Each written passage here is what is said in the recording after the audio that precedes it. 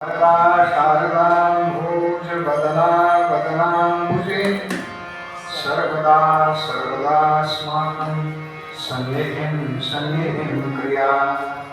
नमस्तस्मै भगवते नारदाय महात्मने क्रोधविहीनाय ऋषीणां प्रवराय च। गुरुर्ब्रह्मा गुरुर्विष्णुः गुरुर्देवो महेश्वरः गुरुः साक्षात् परं ब्रह्म तस्मै श्री गुरवे नमः। नमोऽस्तुते व्यास विशालबुद्धे लारविन्दायतपत्रनेत्र येन त्वया भारततैलपूर्णः प्रज्वालितो ज्ञानमयः प्रदीपः। जयांसा जनी जन्मनामार्थसा जयाने सदा समातकेया जयांजामुखी सर्वदा नामकीर्ति। नमस्कारया ब्रह्मचैतन्यमूर्ति शुकासारिके पूर्णवैराग्यजासे वसिष्ठापरे ज्ञानयोगेश्वराचे कवी वाल्मिका सारिका मान्यैसा। नमस्कार माझा सद्गुरु रामदासा। अलंकापुरी पुण्यभूमी पवित्र जिथे नांदतो ज्ञान राजा सुपात्र। जया आठविता महापुण्यराशी। नमस्कार माझा सद्गुरु ज्ञानेश्वराचा। कैलासनाथ शिवचंद्रमौली मणींद्रमाथा भ्रुकुटी झळाली। कारुण्य सिंधू भवदुःखहारी तुझवीण शंभो मज कोण काही। मूकं करोति वाचालं मंगुं लंघयते गिरिं। यत्कृपातमहं वन्दे परमानन्दमाधवम्। वसुदेवसुतं देवं कंसचाणूरमर्दनं देवकी परमानन्दं कृष्णं वन्दे जगद्गुरुं। कृष्णाय वासुदेवाय हरे परमात्मने प्रणतक्लेशनाशाय गोविन्दाय नमो नमः। समचरण सरोजं सान्द्रलीलाम्बुदाभं जगन्नितपाणिं मण्डनं मण्डनात्। तरुणतुलसीमाला कन्धरं कञ्जनेत्रं सदैवहासं विठ्ठलं चिन्तयामि। पुण्डलिकावरदे हरिद्र श्री ज्ञानदेव तुकाराम पंढरीनाथ भगवान की जय। माऊली ज्ञानेश्वर महाराज की जय। जगद्गुरु संत श्रेष्ठ तुकाराम महाराज की जय। सब संतन की जय। जय जय रघुवीर समर्थ।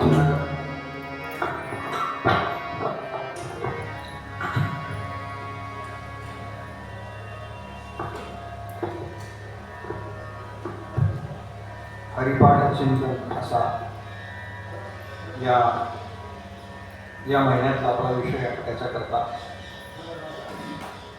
ते श्रवणाकरता उपस्थित श्रोत्यांना अत्यंत कृतज्ञतापूर्वक वंदन करतो आणि आजच्या निरूपणाला सुरुवात। देवाची द्वारी उभा क्षणवरी तेने मुक्तिचारी साधले असं कोण सांगतं तर माऊली म्हणाल्या चहुर्वेदी जाणा साई शास्त्रिका। 4 वेद 6 शास्त्र आणि 18 पुराण हेच सांगतात काय हरिनाम नामावर घे बरं का। हरिपाठ हा सगळा नाम महात्म्य सांगण्याकरता सांगितलं का आपण त्यातले 4 वेद 6 शास्त्र आणि 18 पुराण म्हणजे 4 वेदांची नावं पाहिली, 6 शास्त्रांची नावं पाहिली, ते कोणी कोणी लिहिले, काय साधनं त्याच्यामध्ये आहे. आता 18 पुराण. बहुतेक श्रीमद भागवत पुराण बहुतेकांनी ऐकलेलं असतं. त्याच्या जोडीनं देवी भागवत आणि आत्ता महाराष्ट्रामध्ये शिवपुराण चाललं होतं. फार कमी जण आहेत सांगा. हिंदी भाषेमध्ये अधिक आहे. मिश्रा नाव नाही, प्रदीप कुमार मिश्रा. जबरदस्त शिवांची कृपा बरं का. लाख लोक असतात शिवपुराण ऐकायला. याच्यापेक्षा अजून वेगळी कृपा काय पाहिजे का. आणि काही एकच उपाय सांगतात बरं का. हर समस्या का हल एक लोटा जल. बस काही करू नका. बाकी शिवांना काही लागत नाही बरं का. देवाला बाकी काही लागत नाही. फक्त आपली गडबड आहे की आपण त्याला जे लागत नाही ते मिळवण्याकरता इतकी धडपड करतो आणि त्याला मिळवण्याकरता जे लागतं त्याच्याकरता धडपड करत नाही.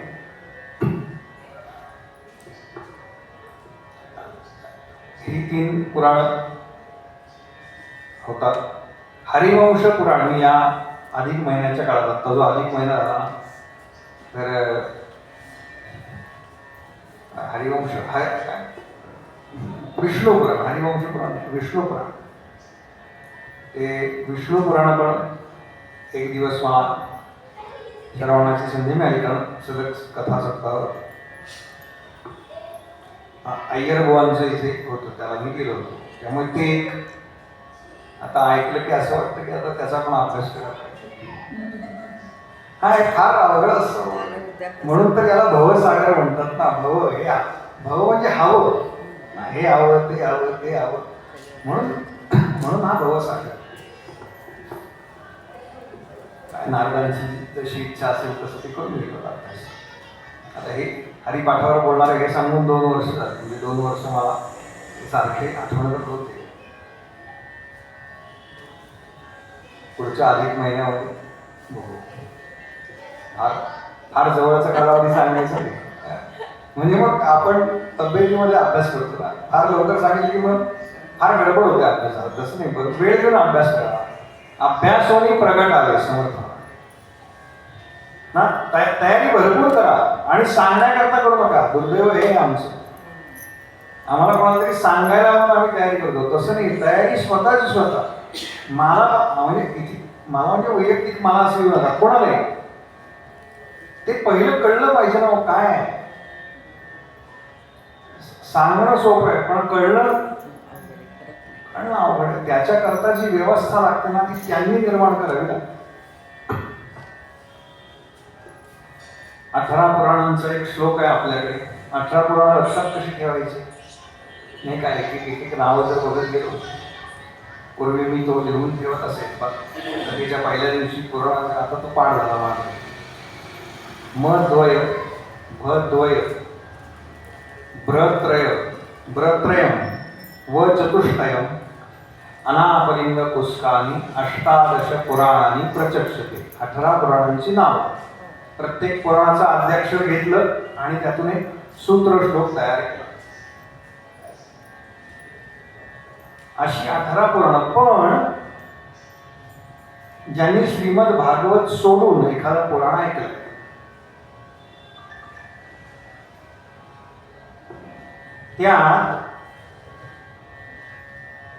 त्या पुराणाची जी मुख्य अधिष्ठात्री देवता आहे ती सोडून इतर कोणाचा फारसा उल्लेख नाही किंवा असलाच तर तो दुय्यम आहे. म्हणजे भागवत पुराणामध्ये विष्णूंच्या अवतारांची कथा आहे सगळी. मग बाकी इतरांना दुय्यम स्थान. तसं शिवपुराणामध्ये शिवांचे जे सगळ्या कथा आहेत शिवप्रमुख आहेत त्या सगळ्याच. बाकी सगळ्यांना दुय्यम स्थान आहे. असं ज्यावेळेला आपण पहिल्यांदा ऐकतो तेव्हा आपल्याला वाटण्याची शक्यता आहे. आणि तसंच आहे. म्हणजे शक्यता काय तसं आहे. कारण ते जे पुराण आहे त्याच्यामध्ये त्या त्या देवतेची महती आलेली आहे. अमुक एक पुराण, मग ते पुराण ज्याच्या नावाने आहे त्या देवतेची महती, म्हणजे त्या देवतेची स्तुती आणि दुसऱ्या देवतेची निंदा असा प्रकार नाही. नीट लक्षात घ्या. पुराणामध्ये म्हणजे त्या पुराणामध्ये त्या देवतेची स्तुती करण्याचं कारण किंवा त्या त्या पुराणांमध्ये त्या त्या देवतेची स्तुती करण्याचं कारण असं आहे की त्या कथा ऐकून सर्वसामान्यांनी त्या देवतेची भक्ती करण्याकरता प्रवृत्त व्हावं. प्रत्येकालाच सगळ्या उपासना जमतील असं नाही. सगळं जमेल का आपल्याला? नाही ना. त्याला बघा, कोणाला एक समजा यांना उद्या म्हणलं इकडे बसा आणि यांना म्हणलं इकडे बसा, काही काही अभ्यास करावा लागेल ना. 4 वर्ष 5 वर्ष त्याच्याकरता द्यावी लागते, मग हे होऊ शकतं. तसं ह्या ज्या वेगवेगळ्या उपासना आहेत त्या उपासनेमधली नेमकी माझ्या वाट्याची उपासना कोणती, किंवा मी कोणत्या उपासनेमध्ये अधिक रमतो, हा मुख्य प्रकार, हा मुख्य भाग आहे ना परमार्थामध्ये. नाहीतर भक्ती कोरडी होईल आपण रमलो नाही तर. पण भक्तीमध्ये ओलावा आहे ना एक, आपण भगवंतांच्या जवळ जाण्याकरता करतो. मग त्यात जर आम्ही रममाण झालोच नाही तर त्याचा काही उपयोग होईल का? नाही होत. म्हणून त्या देवाची स्तुती अशा करता की आपण अधिक त्या देवतेच्या जवळ जावं. म्हणून त्या त्या पुराणामध्ये त्या त्या देवतेबद्दल अधिक सांगितलेलं आहे आणि इतर जे आहेत त्यांना थोडं दुय्यम स्थान दिलेलं आहे, असं आपल्याला सगळ्या पुराणांमध्ये.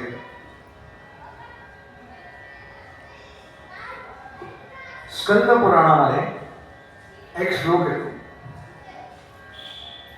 वेदे रामायणे शास्त्रे पुराणे भारते तथा आदौ मध्ये तथा च अन्ते हरिः सर्वत्र गीयते. म्हणजे वेद, रामायण, कोणतंही शास्त्र, कोणतंही पुराण याच्यामध्ये सुरुवातीला काय सांगतात तर हरिबद्दल सांगतात, मध्ये काय सांगतात तर हरिबद्दल सांगतात, आणि अंते म्हणजे शेवटी काय आहे हरिबद्दलच प्रतिपादन केलेलं आहे. तुम्ही कोणतंही पुराण काढून बघा, कोणताही वेद काढून बघा, कोणताही धर्मग्रंथ आपण ज्याला म्हणतो, कोणताही ग्रंथ काढून बघा. याचं कारण असं आहे की मुळामध्ये ही जी त्या तत्वानं लावलेली व्यवस्था आहे, आपण जे ब्रह्मा विष्णू महेश म्हणतो ना, ही त्या परमतत्वानं लावलेली व्यवस्था आहे. त्याच्या कामाच्या सिम्प्लिफिकेशन करतात थोडक्यात. म्हणजे एखादं ऑफिस आहे, कार्यालय म्हणलं तर पटकन कळणार नाही म्हणून ऑफिस म्हणतो. एखाद्या ऑफिसमध्ये एक कोणीतरी मुख्य असतो आणि त्याच्या हाताखाली काम करणारा काही सेवक वर्ग असतो. मग त्यात मॅनेजर आहे, असिस्टंट मॅनेजर आहे. मग यानं हा विभाग बघायचा, त्यानं तो विभाग बघायचा, त्यानं तो विभाग बघायचा. म्हणून ब्रह्मदेवांनी कोणता विभाग बघायचा तर उत्पत्तीचा. महाविष्णूंनी काय पाहायचं तर ते पालन कसं होतं या सगळ्याचं ते पाहायचं. आणि शिवांनी काय पाहायचं म्हणजे आत्ता आपण ज्यांना महेश म्हणतो, ब्रह्मा विष्णू आणि महेश, शिव तत्व वेगळं बरं का. परत फार गुंतागुंतीचं आहे. ज्यावेळेला आपण शिवपुराण ऐकतो त्यावेळेला शिवपुराणामध्ये त्या शिवतत्वानी या महेशाला उत्पन्न केलेलं आहे. त्या तत्वावरून हे सगळे जण तयार झालेले आहेत. त्यामुळे ती व्यवस्था आहे. पण हे सगळं करत असताना संत म्हणतात की जरी व्यासांनी ही 18 पुराण हे सगळं केलेलं असलं तरी सुद्धा भागवतामध्येच व्यास भागवत शेवटचं पुराण असं म्हटलं जातं. 17 पुराण लिहून झाली की आणि 18वं भागवत असं म्हणतात. काही ठिकाणी 5वं असा पण उल्लेख आहे. यह पंचम वेद निराला आहे. हिंदी आरतीमध्ये भागवताच्या 5वा वेद भागवताला म्हटलंय. आता त्यात पुन्हा एक गडबड नाही, गंमत आहे. ते भागवत म्हणजे ज्या वेळेला देवी भागवत सांगितलं जातं तेव्हा ते भागवत म्हणजे देवी भागवत आहे. आणि ज्यावेळेला श्रीमद भागवत सांगितलं जातं त्यावेळेला ते भागवत म्हणजे श्रीमद भागवत आहे. म्हणजे लक्षात घ्या, देवी ही जी शक्ती आहे आणि विष्णू ही जी शक्ती आहे किंवा शिव ही जी शक्ती आहे, दोन्ही एकच आहे.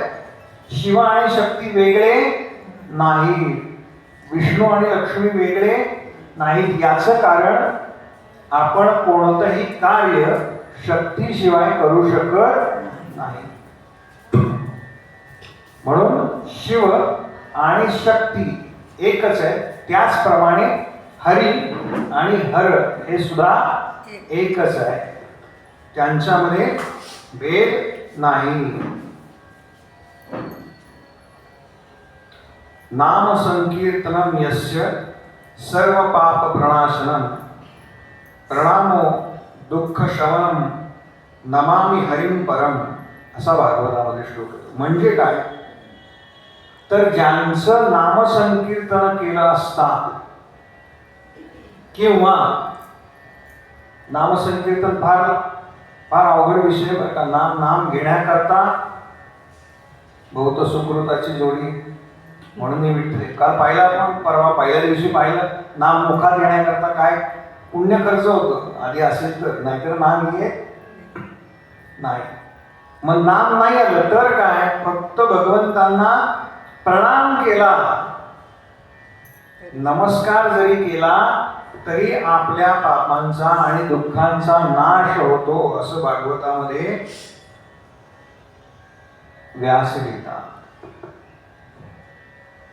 तेव्हा तात्पर्य काय तर सर्व पुराणांचं, सर्व शास्त्रांचं, सर्व वेदांचं तात्पर्य एकच आहे की तुम्ही अखंड हरीचं स्मरण करा.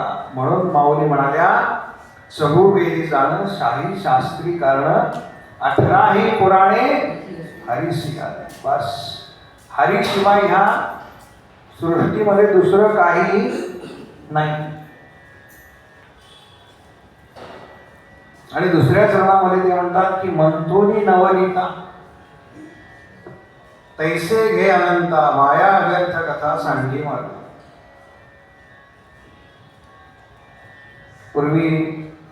पूर्वीचं सांगतो फक्त ऐका. घरी दही लावलं जायचं बघा. आता रेडीमेड सगळं, त्यामुळे पूर्वी असं म्हणा.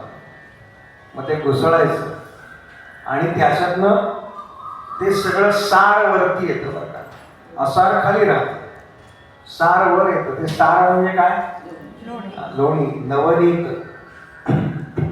म्हणून कीर्तनाच्या सुरुवातीला जे पद म्हटलं जातं ना त्याच्यामध्ये भगवंतांचं वर्णन रूपाचाच अभंग वर करतो. कसा दिसतो मेघश्याम नवनीरद सम आणि काय आवडतं त्याला नवनीत प्रिय. नवनीत म्हणजे नुकतं काढलेलं लोणी बरं का, नवनीत. आणि पूर्वीच्या काळी ज्यावेळेला फ्रीज नव्हते तेव्हा हे सगळं रोज तेवढीच साय जी असेल त्याला विरजण लावायचं, त्याचं दही ते घुसळायचं, तेवढंच लोणी काढायचं, ते कळवायचं आणि आधीच्या तुपात ते असे ते साठलेले. मला आठवत आहे पूर्वी हे रोजचं काम. मग फ्रीज आल्यानंतर साय साठवा, मग 8 दिवस 15 दिवस फार ती कळवाट ठरते. हो की नाही? अवघड झाले की नाही? अवघड आहे. मग त्यात भेसळ करायला लागते, बाजारात आणायचं म्हटल्यावरती नाही का. सगळे पदार्थ आता आपण पाहतो रोज वर्तमानपत्रात येते काय काय भेसळवाले पकडतात. दही घुसळल्यानंतर मनुष्य जसं त्यातलं लोणी घेतो तसं वेद शास्त्र पुराण याची घुसळण करायची. कशाने? तर बुद्धिरूपी रवीनं. बघा, वेदांचा अधिकार सगळ्यांना नाही, शास्त्रांचा अधिकार सगळ्यांना नाही, पण पुराणांचा आहे की नाही? पुराण ऐकण्याचा अधिकार सगळ्यांना आहे. कोणी ऐकू शकतं, कोणी वाचू शकतं. आणि या सगळ्याचं बुद्धिरूपी रवीनं मंथन करायचं आणि त्यातलं नामस्मरण रूपी नवनीत घ्यायचं. संत म्हणतात काय घ्या त्यातलं? तर त्यातलं जे नामस्मरण आहे तेवढं घ्या. म्हणून कथेमध्ये मधनमधनचे बुवा सांगतात ना, हा आता नाम घेऊया. ते एवढ्या करता काय घ्यायचंय त्यातलं? तर नाम घ्यायचंय. असं आपण आता नाम घेऊ आणि पुढच्या निरूपणाकडे जाऊ. देवर्षी नारद काय नाम घेतात आपल्याला माहिती आहे. ते अखंड नारायण नाम घेतात. पण सगळ्या पुराणांमध्ये अजून एक 4 ऋषींचं नाव येतं बरं का. सनत, सनंदन, सनातन आणि सनत कुमार. हे आहेत खरं तर काय भरपूर वय आहे त्यांचं, पण दिसतात अगदी 5-6 वर्षाच्या बालकासारखे. ते जे नाम घेतात ना ते नाम आपण घेऊयात. ते कोणाला शरण जातात? तर ते अखंड हरींना शरण जातात. हरिशरणं हरिशरणं हरिशरणं हरिशरणं. म्हणा 4 वेळा. हरिशरणं हरिशरणं हरिशरणं हरिशरणं हरिशरणं हरिशरणं हरिशरणं हरिशरणं. बोलो हरिशरणं हरिशरणं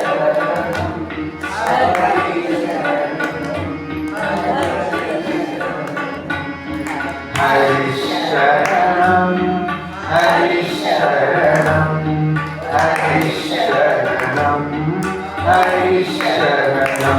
बोलो हरिशरणं हरिशरणं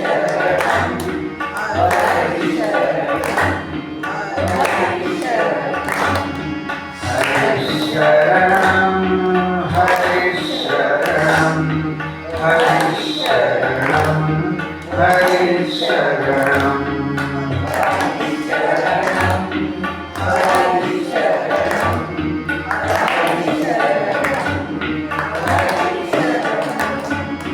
गोपाल कृष्ण भगवान की जय.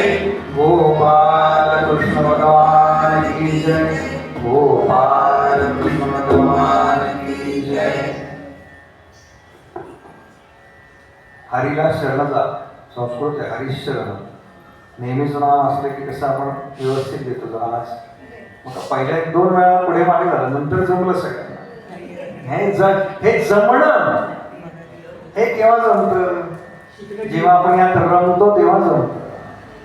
आपल्याला जमत नाही हे लक्षात आलं की आपण कॉन्सन्ट्रेट होतो, अधिक लक्ष देतो. मग आता जमायला लागतं. मनात आलं तर लक्षात घ्या, तुम्ही इथे नुसतं येऊन बसलात ना तरी उद्धार आहे.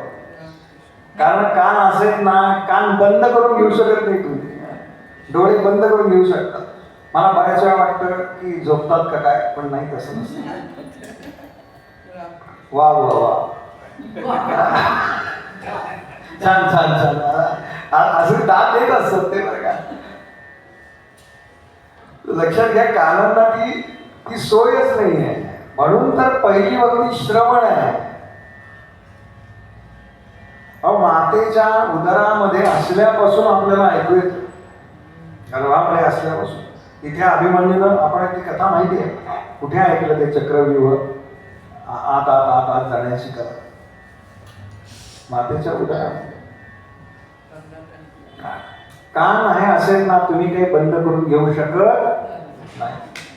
त्यामुळे इथे नुसतं कानावरती पडलं ना, मी घरगुती कथांना सांगतो बरं का, लहान मुलांना घेऊन या, झोपला तरी चालेल. हा काय त्याला इंटरेस्ट नसतो त्या काही ह्याच्यात बरं का, त्याला डोरेमॉन काय आता हल्लीची कार्टून माहिती नाही मला, त्याला त्याच्यात इंटरेस्ट असतो. पण किमान त्याच्या कानावर पडतो ना, त्याला किमान अशा गोष्टी घरामध्ये केल्या जातात.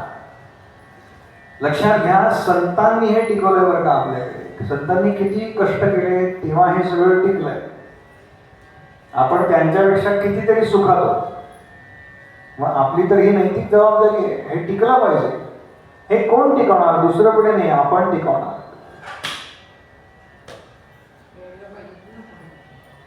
म्हणजे लक्षात घ्या, त्या सगळ्या पुराणांचा जो कथाभाग आहे,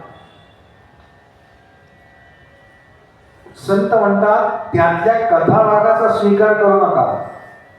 कथा कशा करताय तर तुमच्या मनानं चांगलं वागावं. जर तुम्ही चांगलं वागलं नाही तर काय होणार आहे हे सांगण्याकरता कथा आहे. त्यामुळे त्यातल्या कथेचा स्वीकार करू नका. तर त्या कथेमधलं जे तत्व आहे, ते तत्व म्हणजे बाकी काही नाही, ते तत्व म्हणजे नाम आहे. त्या नामाचा स्वीकार करा. जसं ती कथा म्हणजे दही आहे, थोडक्यात मंथुनी नवनीता. ती कथा म्हणजे दही आहे, ते मंथन करायचं, त्यातनं साररूप नाम फक्त घ्यायचं.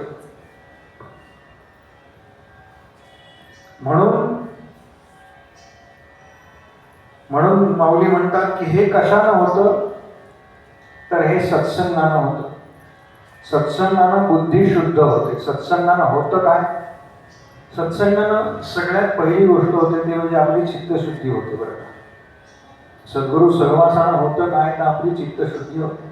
परमार्थ श्रवणानं होतं काय? आपली चित्तशुद्धी होते. आणि भगवंतांना केवळ आणि केवळ ज्यांचं चित्त शुद्ध आहे ती माणसं आवडतात.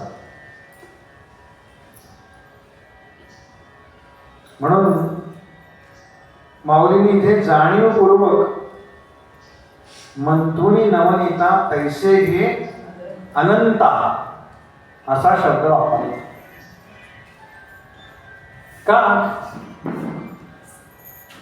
तर अनंत ह्या पदाचा अर्थ असा आहे, शब्दाचा अर्थ आहे असा आहे की ज्याला अंत नाही. अंत ना, नकारात्मक एखादी गोष्ट नाही हे दाखवण्याकरता असा प्रत्यय पुढे लागतो. व्याकरणाचा भाग आहे, त्याच्या इकडे नको जायला आता. अंत, ज्याला अंत नाही तो अनंत आहे. का आपल्या वेळी कोणी असं नाही? आपल्या सगळ्यांना कधी ना कधी तरी जायचंय. अरे बापरे, मला स्पष्ट होत. मी माझ्या काही मर्यादा आहेत, नाहीतर मी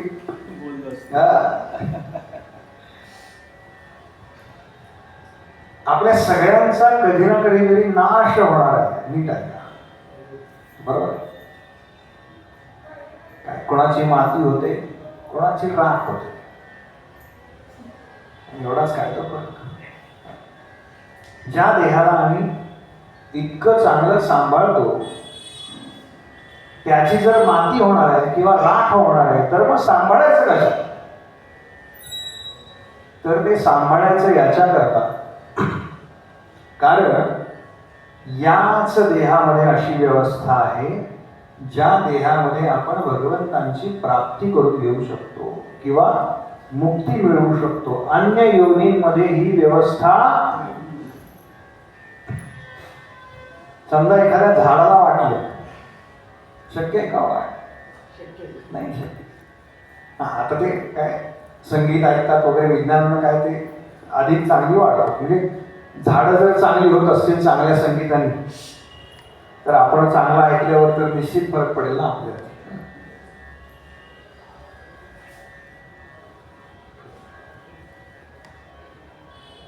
शंकराचार्यांनी अनंत या शब्दाबद्दल जे सांगितलंय, शंकराचार्य असं म्हणतात, व्यापक, नित्य, सर्वात्मा आणि देशकाल वस्तूंनी अपरिचिन्न जो आहे असा तो म्हणजे अनंत. असा आहे तो. आत्ता आपण समजा म्हणजे बहुतेक जण मंदिरात येणारे काय सकाळी देवपूजा करतात किंवा निघताना घरातनं देवाला नमस्कार करून येतात, किंवा घरी गेल्यावर काही जण करत असतात. इथे येतो आपण मंदिरात देवाला नमस्कार करतो. मग घरनं येताना तुम्ही देवाला नमस्कार करून आलाय आणि इथे आल्यानंतर पुन्हा देवाला नमस्कार करता, मग घरी देव नाही आहे का त्यावेळेला? आहे ना. आणि इथे नमस्कार करून जेव्हा घरी जाता तेव्हा तो इथे नाही आहे. पण तुमचं माझं असं आहे, आत्ता आपण सगळे इथे आहोत, मग आपण घरी होत का आत्ता? काही जण फार फिरून फिरून फिरून येतात बरं का. फिरून म्हणजे मनानं आहेत प्रवचना, पण मन कधी बाहेर नाही सांगता येत नाही. मग ते त्याला ओढून इकडे आणावं लागतं बरं का, ओढून आणावं लागतं. लक्षात घ्या, जसे आपण एका ठिकाणी असल्यानंतर दुसऱ्या ठिकाणी असत नाही, तसं परमात्म्याचं होत नाही. म्हणून तो अनंत. जे नेहमी उदाहरण दिलं जातं, घटाकाश, मठाकाश, चिदाकाश, हे जे आकाश आहे हे सर्वव्यापी आहे.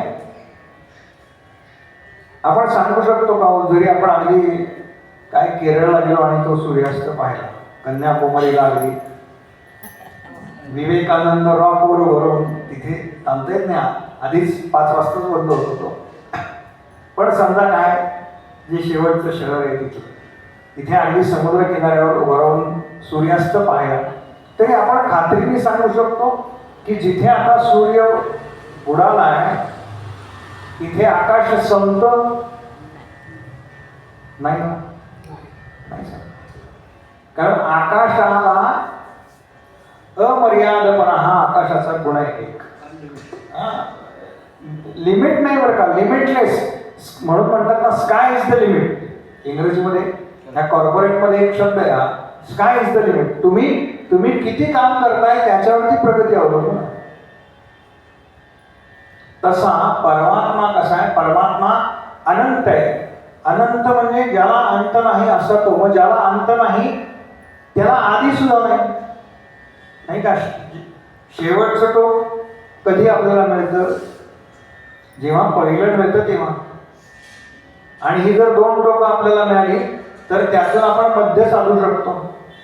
म्हणून ज्याला आधी नाही, ज्याला मध्य नाही आणि ज्याला अंत सुद्धा नाही असा तो अनंत. बरं का, इथे हरी शब्द वापरलेला नाहीये माऊलींनी. ते यमका करता नाहीये, किंवा आजच्या भाषेत आम्ही एखादं कवन करतो ना, ते पहिलं काय बघतो ते मीटरमध्ये आहे ना, म्हणजे योग्य चालीत ते म्हणता येईल ना, असं नाही ना केलं माऊलींनी. संतांचे शब्द आहेत ते. हाच शब्द इथे का, हाच शब्द इथे का, हाच शब्द इथे का. तो अनंत असा आहे ज्याला स्थळ काळाचं बंधन नाही, देशकाळाचं बंधन नाही. तो व्यापक आहे, नित्य आहे आणि सर्वांच्या अंतर्यामी आहे, सर्वात्मा आहे. म्हणजे यांच्यात देव आहे आणि यांच्यात नाही असं आहे का? आपण काय म्हणतो, सगळ्यांमध्ये तोच परमेश्वर सामावलेला आहे. फक्त त्याची अनुभूती आम्हाला येत नाही, ती अनुभूती संतांना येते. म्हणून तर नामदेव महाराज धावले ना तुपाची वाटी घेऊन, तेवढ्या करता धावते का? त्यांना त्या श्वानामध्ये सुद्धा परमात्माच दिसला. आणि कधी दिसला? सद्गुरू नायके पूर्ण कृपा केली. सद्गुरूंची कृपा झाली तेव्हा तो दिसला.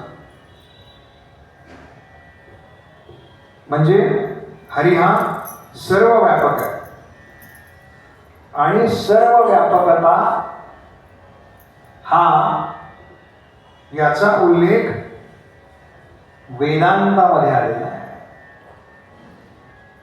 लक्षात घ्या, भगवंतांची किंवा त्या तत्वाची सर्व व्यापकता याचा उल्लेख कुठे आहे? पहिल्यांदा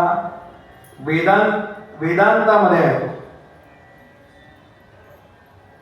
म्हणून जशी आकाशाची व्यापकता ही सर्वत्र आहे, तशाच प्रमाणे हे जे अनंत नावाचं तत्व आहे किंवा जो आत्मस्वरूपामध्ये सम आहे, ज्याच्यामध्ये भेद करता येत नाही, असा कोण आहे? तर तो असा अनंत आहे. ज्याला उत्पत्ती नाही, स्थिती सुद्धा नाही आणि लय सुद्धा नाही. कारण तो उत्पत्ती रहित आणि काल परिच्छिन्न आहे. त्याच्यापासूनच हे सगळं निर्माण झालेलं आहे. त्याला निर्माण करणारा दुसरा कोणीही नाही. म्हणून माऊलींनी इथे मंथोनी नवनीता तैसे हे अनंता, हे सगळं बुद्धीनं जाणायचं आहे बरं का. याच्या आधी उल्लेख आला की या सगळ्याचा अभ्यास करायचा आणि 18 पुराणांना त्याचं सार काढायचं, मंथन काढायचं बुद्धीच्या ताकदीवरती, बुद्धीच्या जोरावरती. म्हणजे प्रत्येकाची बुद्धी वेगळी आहे. पण म्हणजे मला किती समजतंय याचा मी किस पाडायचा, कस लावायचा. सोनं नाही का, घासून बघतात बघा, तो दगड असतो काय, ती पट्टी असते, त्याच्यावरती जसं घासून बघतात तो दागिना, तसं हे तत्व समजून घेण्याकरता मी माझ्या बुद्धीच्या कसोटीवरती ते पुन्हा पुन्हा घासून बघायचं आहे. संत सांगतायत म्हणून ऐकायचं आहेच, पण तरी सुद्धा आपल्या बुद्धीला ते पटलं पाहिजे ना. याचं कारण दुसऱ्यांनी सांगितलं तर आपण एकदा ऐकतो, पण आपल्याला पटलं की पक्क होतं कायमचं. दुसऱ्यांनी सांगितलं आपण एकदा ऐकू, दोनदा ऐकू, 10दा ऐकू, 11व्याला म्हणून बस झालं. तुम्ही नका सांगा, आम्हाला माहिती. पण जेव्हा एकदा ती खूण अंतरी पडली की ती कायमची पडते. बघा ना, व्यवहारामध्ये सुद्धा आपल्याला हा व्यवहारातलं उदाहरण सांगतो. अगदी असं होऊ शकतं ना की आपल्या शेजारी राहणारा जो माणूस आहे एखादा, त्याचे आणि आपले जवळजवळ 10-15 वर्षाचे संबंध आहेत. म्हणजे आपण ओळखतो एकमेकांना, पण तरी सुद्धा आपल्यामध्ये एवढी मैत्री नाही. पण एखादा काय पुणे ते सासवड वारी, आपण समजा माऊलींच्या पालखीबरोबर चाललोय आणि सहज चालता चालता शेजारच्याला विचारतो, आपण काय नमस्कार करतो, रामकृष्ण हरी म्हणतो, माऊली कुठले तुम्ही? मग ते सांगतात हो का आम्ही इकडचे. मग नेहमी जाता का? नाही हो पहिलीच वेळ. आपण म्हणतो माझी पण पहिलीच वेळ. वा वा, छान छान छान. बरं नंबर द्या तुमचा. म्हणून आताच्या भाषेत नंबर, पूर्वी मला आठवतंय पत्ते एक्सचेंज व्हायचे. पुण्याबाहेर गेलो यात्रेला कुठेही, आणि 10-15 वर्ष पत्र व्यवहार चालायचे. तसं आता नंबर एक्सचेंज होतो आणि आपण काय मेसेज करतो. ज्या माणसाच्या शेजारी आपण 15 वर्ष राहतोय, 15 वर्षाचा आपला सहवास आहे, त्याची आणि आपली तेवढं मैत्र नसतं जेवढं हा 10 मिनिटं भेटलाय कदाचित, किंवा अगदी 5-6 तास बरोबर चाललाय त्याच्याशी होतं. का? आत्म जोडले जातो. ट्युनिंग, आत्म जोडले जातो. हे जे आत्म जोडलं जाणं आहे ना, ते जोडणं या तत्वाचं त्या तत्वाशी आहे. तसंच या तत्वाचं आणि या तत्वाचं सुद्धा. म्हणून संत म्हणतात की तो जो अंतरात्मा आहे तो सगळीकडे आहे, फक्त याची खूण पटायला पाहिजे आणि ती खूण केवळ आणि केवळ सत्संग श्रवणानं पडते. बाकी याच्याकरता दुसरा कुठलाही उपाय नाही.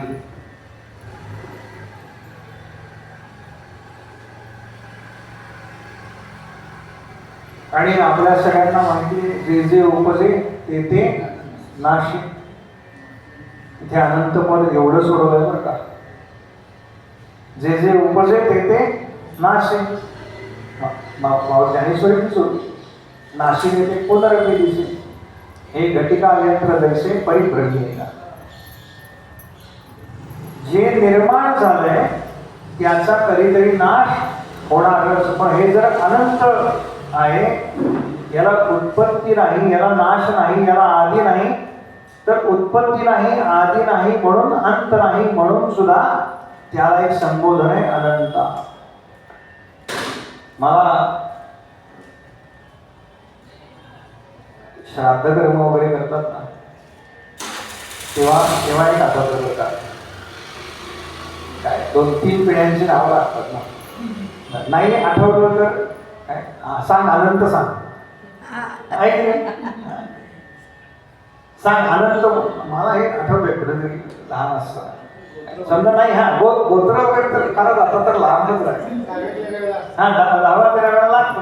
काही नाही आठवत. समजा वडिलांचं नाव आठवतंय, आजोबांचं, त्यांच्या वडिलांचं असं इकडे इकडे बघतो. मग ते कोणीतरी त्यातल्या त्यात ज्येष्ठ असतात ते म्हणतात हा आनंद. म्हणजे बघा, आम्ही थेट कोणाशी जोडले जातो? आम्ही थेट त्या परमात्म्याशी जोडले जातो. याचं कारण आम्ही त्याच्यापासूनच कधीतरी विलग झालेलो आहोत.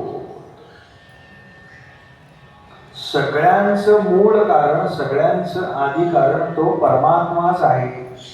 आणि तो अनंत असल्यामुळे इथे माऊलींनी ज्याला म्हणतात योजून अनंत हा शब्द.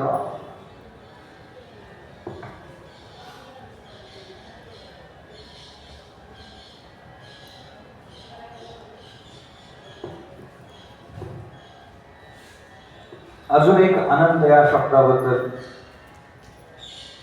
उहापोह ज्याला म्हणतात तसा केला. विष्णू पुराणामध्ये म्हणाले त्याला अनंत का म्हणतात?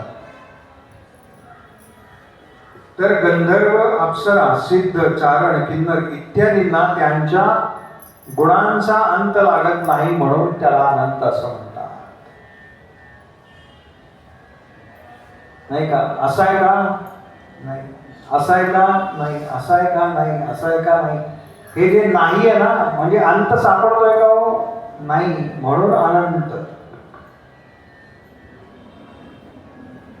अनंत म्हणती माझी या स्वामी ते अनंत गुण ज्ञाते म्हणून या. नामदेव महाराजांच्या अभंगामध्ये नामदेवानी अनंत का म्हणतात हे सांगितलं. कारण त्याचे गुण अनंत आहेत, म्हणून त्याला अनंत म्हणतात. नामदेव महाराज म्हणतात.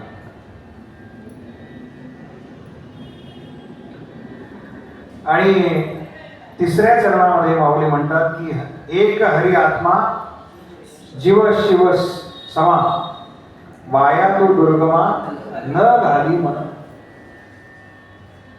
तिसऱ्या चरणाकडे जाऊ, पण थोडं नाम घेऊ म्हणजे पुन्हा सगळे नारायण नारायण श्रीमन नारायण नारायण नारायण बोलो नारायण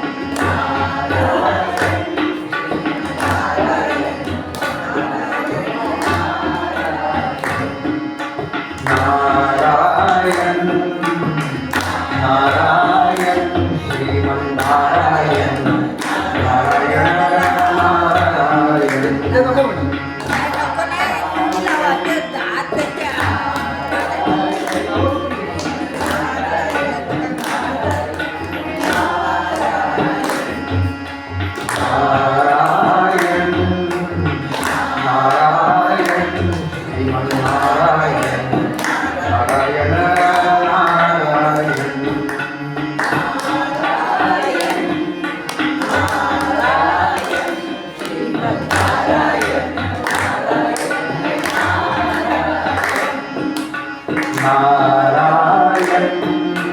नारायण श्रीमन्नारायण नारायण नारायण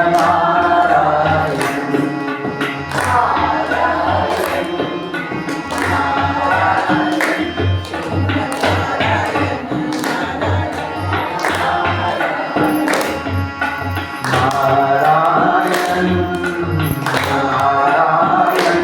श्रीमन्नारायण नारायण नारायण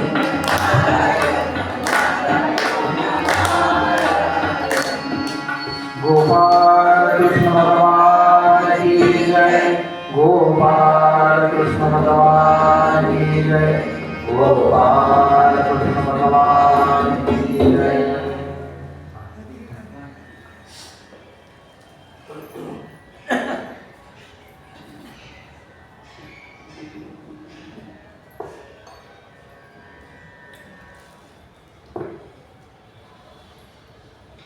छान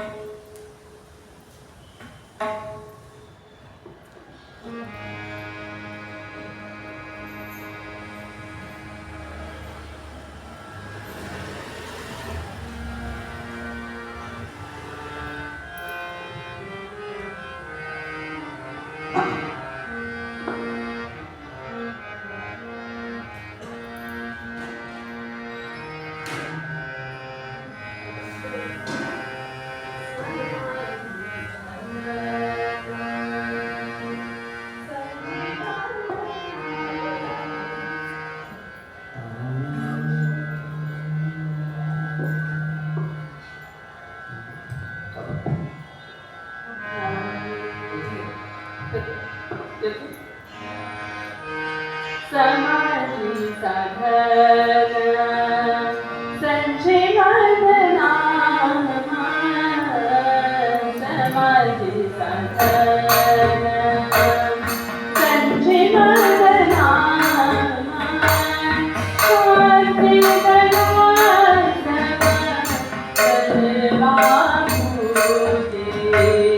शांती समान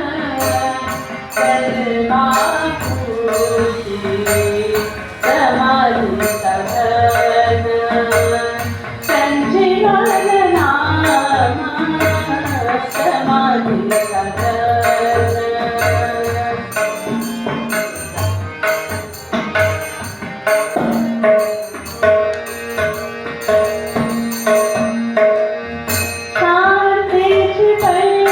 शांती निवृत्ती दाता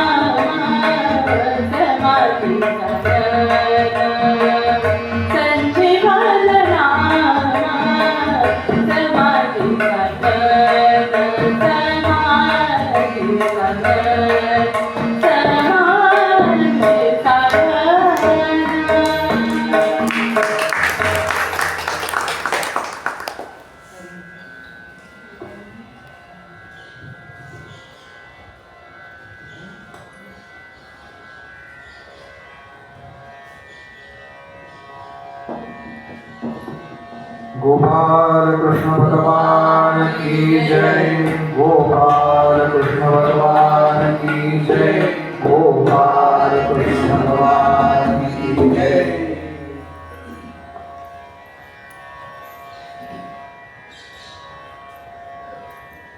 एक हरी आत्मा जीव शिवा समा, वाया तू दुर्गमा न घाली मन. हरी हाच जीव आणि शिव. थोडा आता तत्वज्ञानाचा भाग थोडं.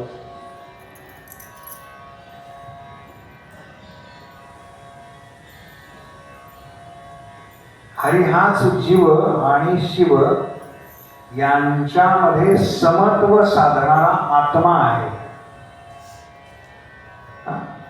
नीट आहे. एक हरी आत्मा जीव आणि शिव. आपण जे आहोत ते जीव आहोत आणि आपला जीवाकडून शिवाकडे प्रवास चालू आहे. यांच्यामध्ये समत्व नाही का, काहीतरी एक कॉमन पाहिजे ना, त्याशिवाय जाता कसं येईल. समजा आपल्याला पुण्यातून मुंबईला जायचं तर पुण्यातून मुंबईला जाणारी गाडी पाहिजे ना. ते साम्य आहे ना, म्हणजे पुण्यात पण तिचा स्टॉप पाहिजे आणि मुंबईत पण पाहिजे. तसं जीवाकडून शिवाकडे जाण्याकरता दोघांमध्ये सोप्या मराठीत कॉमन काय आहे? आत्मा.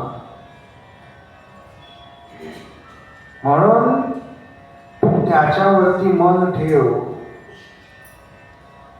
झाली म्हणा, पुढे म्हणा असा शब्द. बाकी अन्य साधनांवरती विश्वास ठेवू नको.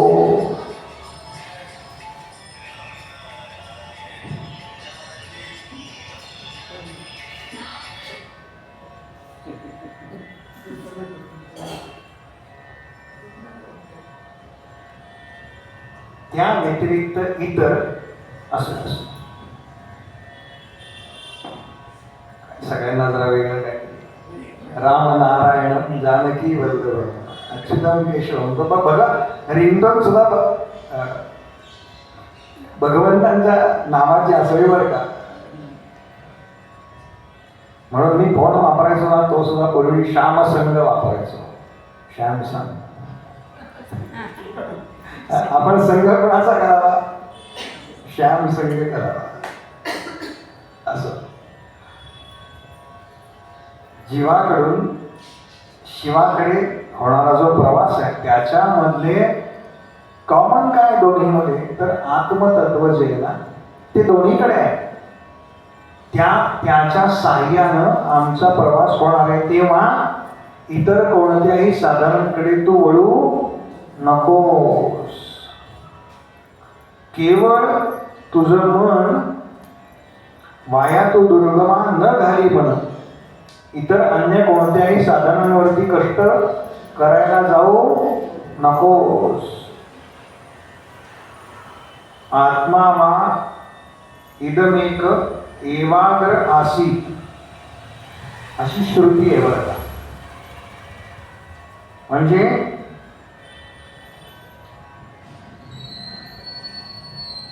आत्मा हा एकच आहे असा त्याचा अर्थ आहे श्रुतीचा. मग आत्मा या शब्दाचा अर्थ आहे जो व्यापक आहे. तो व्यापक म्हणजे आत्मा.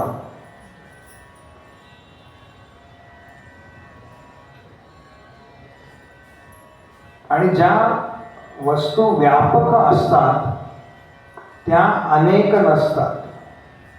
कळतंय का? थोडं वेगळं तत्वज्ञान काय म्हणतात, हे बेसिक तत्वज्ञान जर म्हणतात ना त्याच्यावरती चालतं. ज्या वस्तू व्यापक असतात त्या अनेक, त्या किती असतात? आकाश व्यापक आहे ना.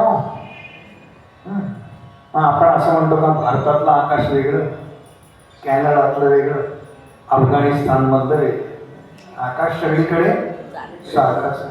पण मला काय सांगायचं मुद्दा तसं ज्या वस्तू व्यापक असतात म्हणजे आत्मा हा व्यापक आहे, म्हणजे तो काही अनेक, तो एकच आहे. मग तो माझ्यात जो आत्मा आहे तोच तुमच्यामध्ये आहे, तोच त्या तत्वामधला आहे, कारण तो एकच आहे. मग जीवात्मा आणि परमात्मा हे शब्द आपण नेहमी ऐकले. जीवात्मा आणि परमात्मा हे जे दोन भेद आहे, संत सांगतात हे भेद काल्पनिक आहे, प्रत्यक्षामध्ये तसे भेद नाही. विद्यारण्य स्वामी होऊन गेले, नाव आपण ऐकले बऱ्याच वेळा. त्यांनी पंचदशी नावाचा ग्रंथ लिहिला. ते विद्यारण्य स्वामी. अशा ग्रंथांची नावं माहिती पाहिजेत बरं का, की वाचायला काही माहितीच नाही. मी म्हटलं ना काल, आमची पिढी दुर्दैवाने युट्यूबची कीर्तन आणि प्रवचन ऐकून मोठी झाली हो. बर त्याच्यातही धमाल विनोदी कीर्तन ते ऐकत आम्ही वा, त्यातले विनोद आपले सांगणार, त्यात हसायला येईल बघा, त्याच्यात मनोरंजन आहे, मनोमंथन नाही. इथे मंथुनी नवनीत सांगितलंय. हे मंथन होणार कसं होणार? बुद्धीला काहीतरी दिलं पाहिजे ना. क्षणभर वाटलं ना आपल्याला झोप आली आहे, वाटलं का नाही तुम्हाला? नाही वाटलं? मी आता तयार झालो, 2-4 दिवसात तयार झालो.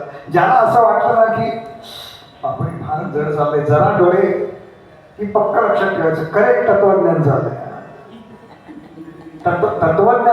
तत्वज्ञान प्रतिपादन होतं हे कशावरून ओळखायचं? आमचे मकरंद बाबा म्हणतात, झोप यायला लागली नाही श्रोत्यांना की आपलं करेक्ट चाललंय. आपण राईट ट्रॅकवर, कसं ओळखायचं? श्रोते झोपायला लागले की ओळखायचं आपण राईट ट्रॅकवर, म्हणजे शुद्ध तत्वज्ञान झालं. लक्षात घ्या, शुद्ध तत्वज्ञान फार जड आहे बरं काय. मी नेहमी म्हणतो, खरं तर अगदी प्रामाणिकपणे सांगू का, असे ग्रंथ सांगण्याची काही मला सवय नाही, पण कधीतरी काहीतरी सकस अभ्यास करावा असं वाटतं ना. काहीतरी शुद्ध प्रतिपादन करावं.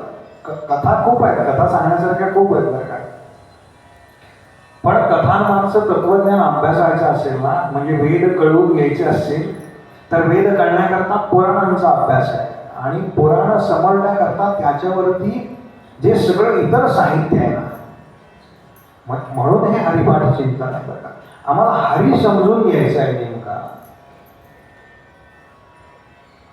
हरिपाठाचं मी नेहमी सांगतो बरं का, पारायण हा वेगळा प्रकार आहे अभ्यासाचा. एवढी पारायण झाली, तेवढी पारायण झाली, तेवढी पारायण झाली. बहुतेक अप्पांचाच घडलेला पुण्यातलाच प्रसंग आहे. अप्पा लवकर झोपायचं बरं, 10 बरोबर. आणि एक कुठलं तरी भजनी मंडळ होतं काहीतरी, त्यांना 15-20 वर्ष झाली होती त्या भजनी मंडळाला, महिलांचं. आणि म्हणून त्या कार्यक्रमांना आप्पांना बोलवलं होतं.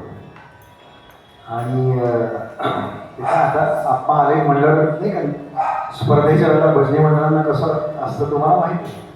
त्यांचं भजनी मंडळ आहे म्हणून मला माहिती आहे, एकदम जोर असतं. बरं, एक झालं उशिरा 9:30 वाजता कार्यक्रम. आप्पांनी नाही सांगितलं बरं का, मी नाही येणार, पण नाही त्यांनी खूप आग्रह केला, या. आणि काय चालू झालं बरं, सत्पुरुष असताना ते काय बसून राहतात बिचारे, पण हेच नसतं त्यांना. 1 झालं, 2 झालं, छान झालं. छान झालं म्हणजे त्यांना अजून 4 गाणी, अजून 4 गाणी, असं रात्र गेली हो. आणि सगळं झाल्यावरती आप्पांना विचारलं, आप्पा कसं झालं हो कार्यक्रम? आप्पा म्हणे, पाठांतर वगैरे चांगलं आहे तुमचं.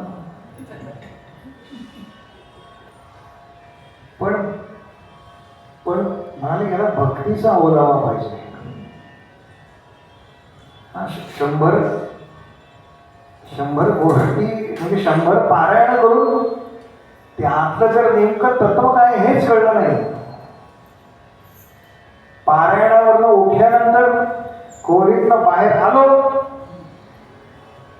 की तुला अक्कल नाही आणि तुला कळत नाही आणि मग काय उपयोग आहे त्या पारायणाचा? सगळं पारायण चुलीत ना. पारायणानं आपल्यात बदल होतोय का हे दर पारायणानंतर पाहिलं पाहिजे बरं का. सप्ताहापूर्वीचा मी आणि सप्ताहानंतरचा मी याच्यात काही फरक पडलाय का? काय स्वतः कोरडे पाषाण तसं नाही ना. काहीतरी आमच्यात बदल झाला पाहिजे. आणि ग्रंथ समजून घेताना ते आमच्या अंतरंगी खोलवर रुजलं पाहिजे.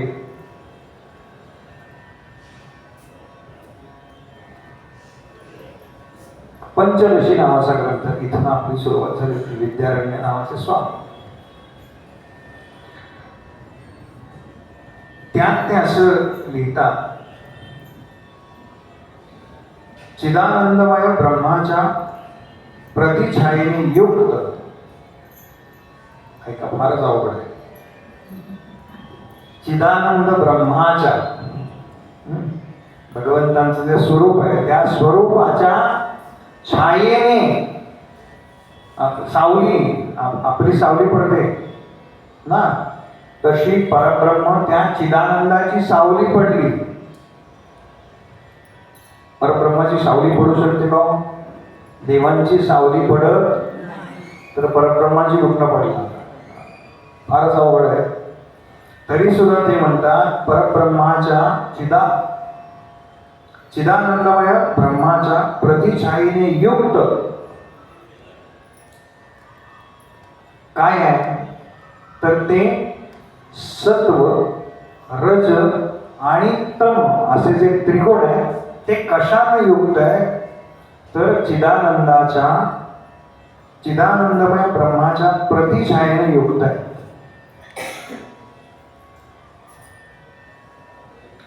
आणि ह्या गुणांची जी साम्यवस्था रूप आहे प्रकृती, म्हणजे आपण प्रकृतीमध्ये येतो. काल परवा आपण 2 दिवस पाहिलं ते. ही म्हणजे त्या त्रिगुणांचं मिलन होतं. देवी भागवतात हा विषय सविस्तर आलाय ते कसं होतं. आणि सत्वगुण यानं एक शुद्ध बुद्धी तयार होते. म्हणजे जिथे सत्वगुण अधिक आहे आणि जिथे रज आणि तमोगुण अधिक आहे त्यानं अशुद्ध बुद्धी तयार होते. असे बुद्धीचे 2 प्रकार पडतात. ते तत्व समजावून चाललंय. कशामुळे आम्हाला भेद दिसतो? आपल्याला भेददृष्टी आहे ना आपल्या. आपल्याला माणूस वेगळा दिसतो, एखादा प्राणी वेगळा दिसतो, एखादी वस्तू वेगळी दिसते. हे कशामुळे होतं तर या अशुद्ध बुद्धीमुळे होतं आपल्या. असे तिचे 2 प्रकार होतात. आणि मायेत प्रतिबिंबित झालेला आत्मा त्या मायेला आपल्या स्वाधीन ठेवून, बघा, मायेत प्रतिबिंबित झालेला आत्मा त्या मायेला स्वाधीन ठेवून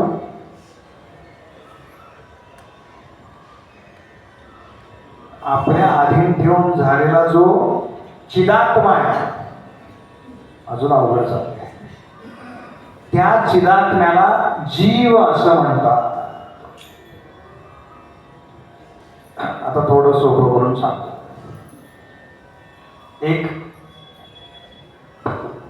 एक शुद्ध बुद्धी आहे. आपण सगळे सात्विक आहोत थोडेफार, म्हणून आपण मंदिरात येतो, प्रवचनाला येतो, काही ऐकतो, काही वाचतो, स्तोत्र म्हणतो. पण आपण 24 तास तसे नसतो. कारण आपल्याला दोष दिसतात ना. आपल्याला पटकन काय दिसतं? गुण दिसतात का दोष दिसतात? दोष. बघा, सगळे तयार आहे. कारण तसंच आहे. आपण दोष पहिले बघतो.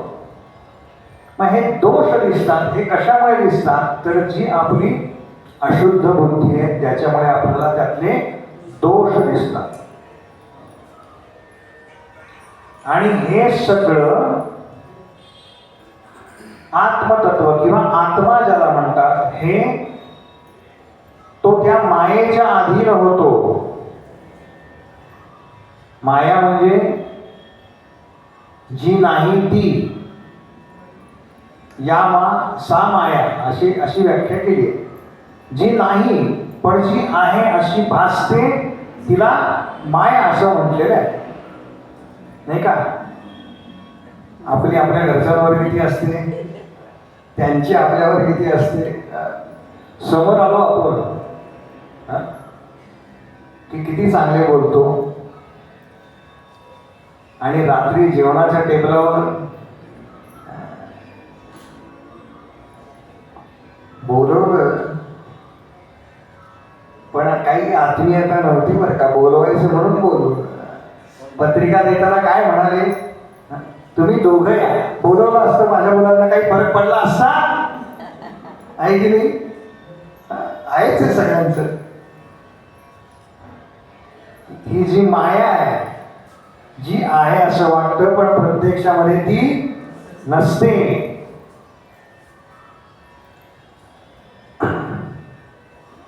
अशा अविद्येमध्ये एक विद्या आणि एक अविद्या, अशा अविद्येमध्ये प्रतिबिंबित होऊन तिच्या अधीन झालेला जीव किंवा तिच्या अधीन झालेला चिदात्मा म्हणजे हा जीव सांगितलेला आहे. म्हणजे आपलं केवढं मोठं काम आहे बघितलं का? किती महान होत आपण आधीच. आणि तो विविध उपाधींमुळे वेगवेगळा होतो. विविध उपाधी म्हणजे कधी मी कोणाचा भाऊ होतो, कधी मी कोणाचा पिता होतो, कधी मी कोणाचा मुलगा होतो, कधी मी मुलगी होतो, कधी आई, कधी बहीण. ह्या उपाधी आहेत बरं का सगळ्या. जरा मी जास्त शिकलो आणि माझ्या मागे डॉक्टरेट लावलं आणि जर कार्यक्रम पत्रिकेवरती तसं छापलं नाही तर मला लगेच राग नाही, माझा अहंकार दुखावला जातो. राग वेगळा, अहंकार दुखावला वेगळा. मी गेलो, माझ्याकडे बघितलं सुद्धा नाही, याचा राग येत नाही. या कृतीला आपला काय दुखावला जातो? अहंकार दुखावला जातो. लक्षात घ्या. त्याच्यामुळे फार अवघड आहे का परमार्थ. अवघड ह्याच्याकडे परमार्थामध्ये सगळ्यात पहिल्यांदा काय बाजूला ठेवावं लागतं तर अहंकार बाजूला ठेवावा लागतो. ती कथा माहिती आहे ना, यशोदा कृष्णाच्या मागे लागली हातात काठी घेऊन, थांब तुला आता दाखवते, आणि भगवंत पळतात पुढे. यशोदेने जेव्हा ती काठी बाजूला टाकली, काठी म्हणजे अहंकाराचं प्रतीक सांगितलं भागवतात. आम्ही कायम अहंकार बरोबर घेऊनच फिरत असतो. तुम्हाला माहिती नाही मी कोण आहे. अरे तुला तरी माहिती आहे का तू कोण आहे? तुलाच नीट माहिती नाही तू कोण आहे.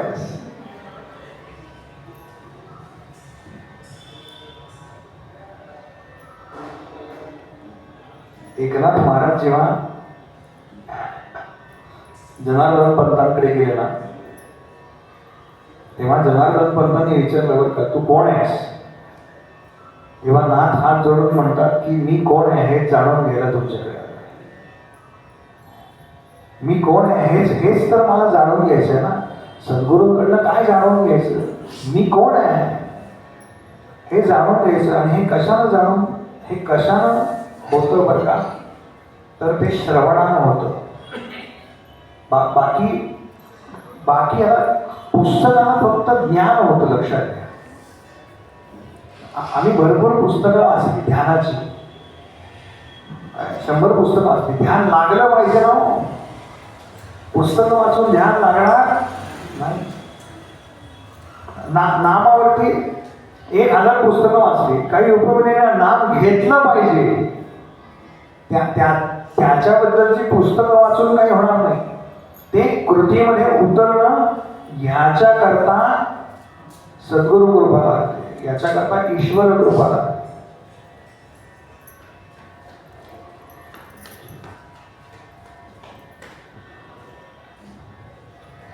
उपाधीच्या ह्या वैचित्र्यामुळे अनेक प्रकारचा भेद आमच्यामध्ये केला जातो. आणि मायेमध्ये सुद्धा शुद्ध आणि मलिनता, शुद्ध म्हणजे चांगली भावना आणि मलिनता म्हणजे वाईट भावना, असे दोन पुन्हा भेद होतात. आणि या सगळ्याची निवृत्ती कधी होते? ज्या वेळेला आमचा सत्सद्विवेक जागा होतो, त्यावेळेला आमची या सगळ्याची निवृत्ती होते. ती कशी होते हे बरोबर उद्या संध्याकाळी 6 वाजता सांग. कारण ती एवढं महत्वाचं, त्याच्याकरता एवढं सत्संग श्रवण. मग ते जर आज सांगितलं तर काही गमत नाही ना, ते एवढ्या सांगणार. त्याप्रमाणे बसायला माऊलींचे आणि देवर्षी नारायणांचे. आता विश्वात्मके देवे येणे वागणे दोषाने, दोषोनी हसजाने पसाय नाही. जे काळांची व्यंकटी सांडो, तया सत्कर्मी रती वाढो. भूता परस्परे पडो, मैत्र जीवांचे दुरितांचे तिमिर जाओ. विश्वस्वधर्म सूये पाहो, जो देवांशील तोते राहो. काही जात वर्षत सकळ मंडळी, ईश्वर निष्ठांची मांडी आली.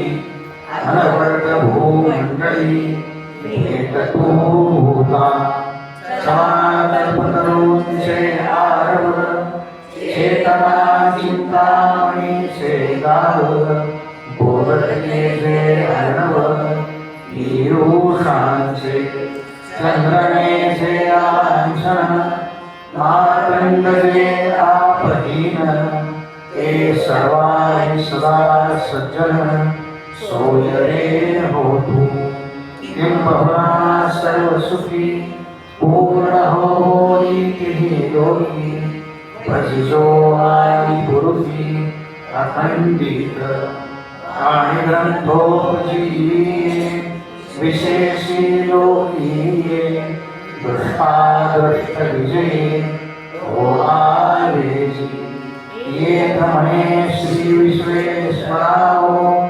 आहो दान पसारो, येणे बळे ज्ञान देवो. सुखिया झाला, येणे बळे ज्ञान देवो. सुखिया झाला, येणे बळे ज्ञान देवो. सुखिया झाला. माऊली ज्ञानेश्वर महाराज की जय.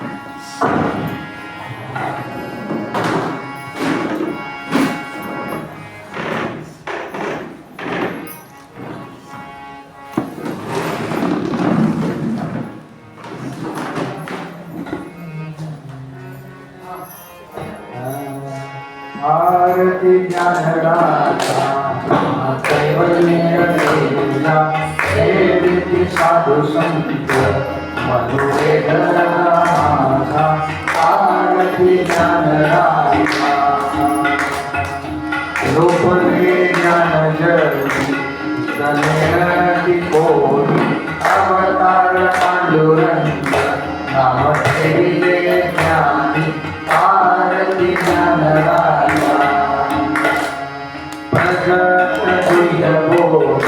विश्वकर्माची केले कामाजलांगले काही मस्तक ठेविले आरती राजा महाकैवल्य तेजा सेवित साधू संत मनोवेदना माझा आरती राजा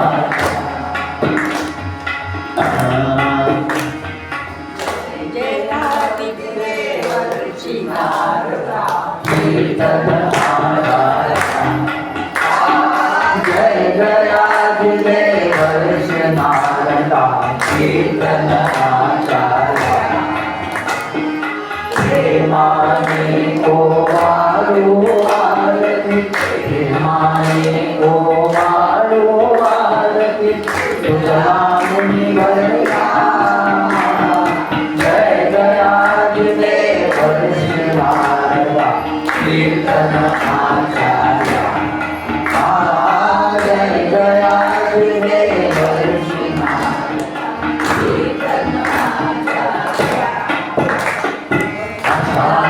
शांतव्यासानी तुझे चरण धरिले कृष्ण कथारी काशी वाकतिले भगवद गुण संकीर्तन करुणी भगवद गुण संकीर्तन करुणी जय जयादिदेव कीर्तन आचार्य जय जयादिदेव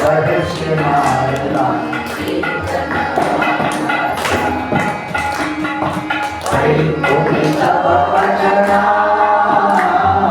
ग्रंथ में मिलेला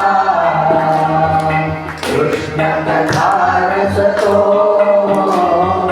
भागवती प्रतिमा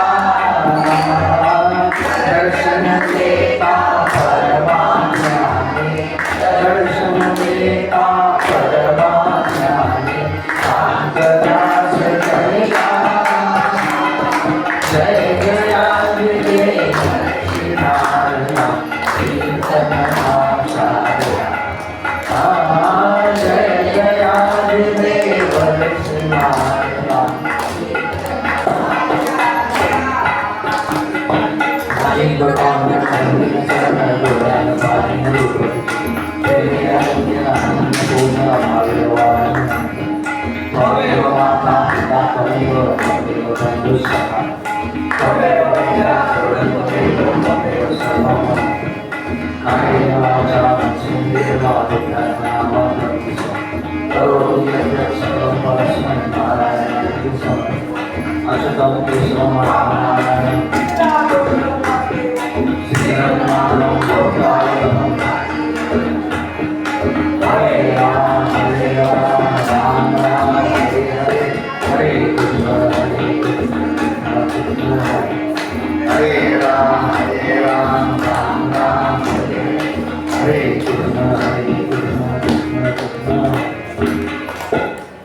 गोपाल कृष्ण भगवान की जय।